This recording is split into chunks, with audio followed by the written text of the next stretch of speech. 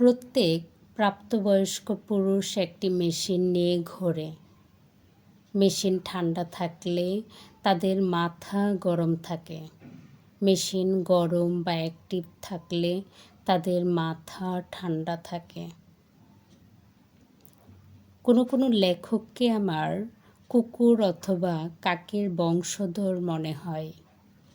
সামনে হাড্ডি অথবা মাংস পড়লে এত টানাটানি শুরু করেন যে সাধারণ মানুষ চোখ কপালে তুলতে বাধ্য। জাহাজ জলের উপর দিয়ে চলবে, এটাই নিয়ম। জাহাজ ফুটো হয়ে গেলে এর ভেতরে পানি ঢুকবে, ডুবে যাবে। মানুষকেও আলোচনার ভেতর দিয়েই যেতে হবে।